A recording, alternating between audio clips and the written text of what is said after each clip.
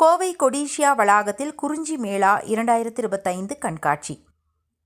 கோவை கொடிசியா வர்த்தக கண்காட்சி வளாகத்தில் நபார்டு வங்கியின் நிதி உதவியுடன் நபார்டு மதுரை வேளாண் தொழில் முனைவோர் ஊக்குவிப்பு மையம் சார்பில் கிராமீன் பாரத் மகோத்சவ் குறிஞ்சி மேளா 2025 கண்காட்சி நபார்டு வங்கி தலைமையகம் துணை மேலாண்மை இயக்குனர் அஜய்குமார் சுத் தலைமையில் நடைபெற்றது.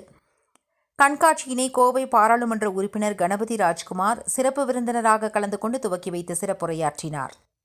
நிகழ்ச்சிக்கு நபார்டு வங்கி தமிழ்நாடு மண்டல அலுவலக தலைமை பொதுச் செயலாளர் ஆனந்த் முன்னிலை வகித்தார்.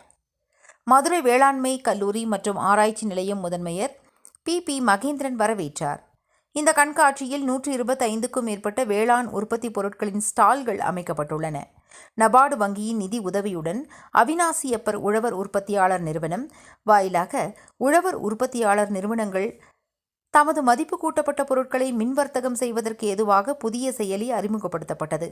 இந்நிகழ்ச்சியில் கடந்த வருடம் வேளாண் சார்ந்த பிரச்சினைகளுக்கு தீர்வு காணும் வகையில் கல்லூரிகளுக்கு இடையேயான நடைபெற்ற ஜல்லிக்கட்டு 4.0 போட்டியில் வெற்றி பெற்றவர்களுக்கு பரிசு தொகை மற்றும் சான்றிதழ்கள் வழங்கும் நிகழ்ச்சி நடைபெற்றது.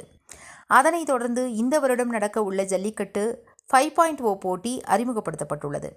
இக்கண்காட்சியில் வேளாண் தொழில் வளர்ச்சி இயக்குநரகம் இயக்குனர் சோமசுந்தரம், கோவை வேளாண் பல்கலைக்கழக துணைவேந்தர் தமிழ்வேந்தன், ஏற்றுமதியாளர் சுகா குமாரவேல், தொழில் முனைவோர்கள், வங்கிகள், வேளாண் பொருட்கள் உற்பத்தி நிறுவனங்கள், அரசு அதிகாரிகள் உட்பட ஏராளமானோர் கலந்து கொண்டனர்.